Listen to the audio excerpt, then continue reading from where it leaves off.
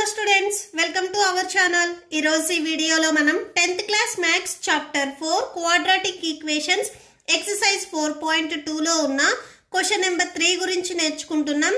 మీకు question number 2 వచ్చేసరికి example 1 లో నేను ఆల్రెడీ ఎక్స్ప్లెయిన్ చేశాను. ఈ వీడియో లాస్ట్ లో మీకు question number 2 and question number 4 display అవుతాయి, చెక్ చేసుకోవచ్చు.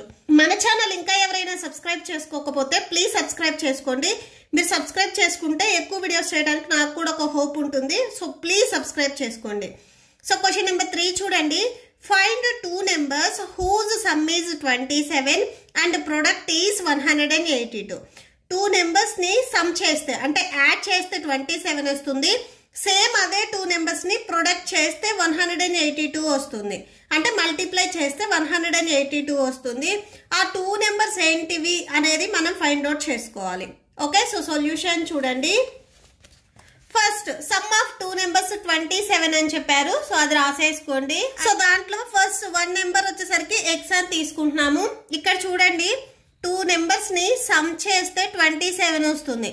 అందులో వన్ నెంబర్ అనేది ఎక్స్ అని తీసుకున్నాము. ఈ సెకండ్ నెంబర్ ఏమవుతుంది అంటే ఈ 27 లో నుంచి ఫస్ట్ నెంబర్ ని సబ్ట్రాక్షన్ చేస్తే సెకండ్ నెంబర్ కి ఈక్వల్ అవుతుంది.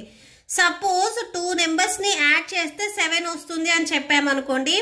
అందులో ఒక నెంబర్ 4 తీసుకున్నాం అనుకోండి. 7 లో నుంచి 4 ని సబ్ట్రాక్షన్ చేస్తే ఆటోమేటిక్ గా మీకు ఈ సెకండ్ నెంబర్ ఇక్కడ ఏదైతే ఉందో ఆ నెంబర్ వచ్చేస్తుంది. ఇక్కడ కూడా సేమ్ అంతే. ఈ ఫస్ట్ నెంబర్ ని సమ్ ఆఫ్ టూ నెంబర్స్ 27 ఉంది కదా, దీంట్లో సబ్ట్రాక్షన్ చేస్తే మనకి సెకండ్ నెంబర్ వస్తుంది. ఓకే, ఫస్ట్ ఇక్కడ మీరు first number x second number y తీసుకోవద్దు, ఎందుకంటే మనం ఇక్కడ సాల్వ్ చేసేది quadratic equations. So quadratic equations లో మీకు వేరియబుల్ అనేది one and only one variable ఉంటుంది. సో మీరు ఓన్లీ వన్ వేరియబుల్ ని చూస్ చేసుకోవాలి. ఎక్స్ అండ్ వై అని టూ వేరియబుల్స్ ని తీసుకోవద్దు. ఓకే, సో నెక్స్ట్ చూడండి. Then another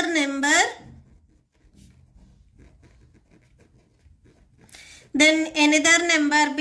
so sum of two numbers లో నుంచి ఫస్ట్ నెంబర్ ని మనం సబ్ట్రాక్షన్ చేస్తే సెకండ్ నెంబర్ కి ఈక్వల్ అవుతుంది.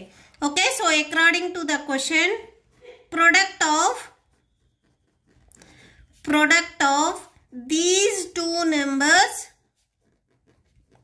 ఈ టూ నెంబర్స్ ని ప్రొడక్ట్ చేస్తే ఎంత వచ్చింది అని చెప్పారు, 182. సో ఫస్ట్ నెంబర్ వచ్చేసరికి ఎక్స్, ప్రొడక్ట్ అన్నారు కాబట్టి మనం మల్టిప్లై చేయాలి. Second number 27 minus x equal to 182. So multiply చేయండి. 27 ఇంటూ ఎక్స్ 27x అవుతుంది. ఈ ఎక్స్ అనేది మీకు 27 కి మల్టిప్లై అవుతుంది అండ్ ఈ ఎక్స్ కూడా మల్టిప్లై అవుతుంది. X into x x square equal to 182. Okay, so next చూడండి, ఈ మైనస్ ఎక్స్ స్క్వేర్ ని ట్రాన్స్పోజ్ చేసుకోండి, ప్లస్ ఎక్స్ స్క్వేర్ అవుతుంది. సో ఎక్స్ స్క్వేర్ ఇక్కడ ఆల్రెడీ మీకు 182 ఉంది కదా, అది రాసుకోండి. నెక్స్ట్ ఈ 27x ను కూడా మీరు ట్రాన్స్పోజ్ చేసుకోండి. ఇక్కడ ప్లస్ లో ఉంది, ట్రాన్స్పోజ్ చేసుకుంటే మైనస్ లోకి వెళ్తుంది. మైనస్ 27x ప్లస్ 182 ఉంది, ఇక్కడ అది రాసేసుకోండి. జస్ట్ ఎక్స్ స్క్వేర్ తర్వాత మనం ఇక్కడ ట్రాన్స్పోజ్ చేసింది ఇక్కడ రాసాం, ఎందుకంటే ఇది మనకి a x square plus b x plus c equal to 0 ఈ మోడల్లో ఉండాలి కాబట్టి రాసుకున్నాం. సో ఈ వాల్యూని మీరు ట్రాన్స్పోజ్ చేసుకున్నట్లయితే ఇక్కడ 0 ఉంటుంది. దీనిని ఒకసారి మీరు రీరైట్ చేయండి. X square minus 27x plus 182 equal to 0. So ఇప్పుడు ఈ మిడ్ టర్మ్ ఏదైతే ఉందో దీనిని మనము స్ప్లిట్ చేసుకోవాలి. ఎలా స్ప్లిట్ చేసుకుంటాము అంటే ఏవైనా కానీ టూ నెంబర్స్ ని మీరు ఎడిషన్ ఆర్ సబ్ట్రాక్షన్ చేసినా కానీ మైనస్ 27x రావాలి. సేమ్ అదే టూ నెంబర్స్ ని మీరు మల్టిప్లై చేస్తే అంటే ఇక్కడ చూడండి, X square into 182 X square వస్తుంది. సేమ్ అవే టూ నెంబర్స్ ని మీరు మల్టిప్లై చేస్తే 182 ఎక్స్ స్క్వేర్ రావాలి. ఓకే, సో అలా వచ్చేటట్లుగా మీరు ఇక్కడ టూ వాల్యూస్ ని చూస్ చేసుకోవాలి. సో ఇక్కడ నేను -14 అండ్ -13 ని తీసుకుంటున్నాను. ఈ టూ నెంబర్స్ మీకు నెగిటివ్ లో ఉన్నాయి కాబట్టి యాడ్ చేస్తే -27 వస్తుంది. సో ఇక్కడ మనకు వేరియబుల్ ఎక్స్ రావాలి కాబట్టి ఎక్స్ తీసుకోండి. సో ఇవి టోటల్ గా యాడ్ చేస్తే -27 వస్తుంది. అండ్ నెక్స్ట్ సేమ్ ఇవే టూ వాల్యూస్ ని మీరు మల్టిప్లై చేయండి.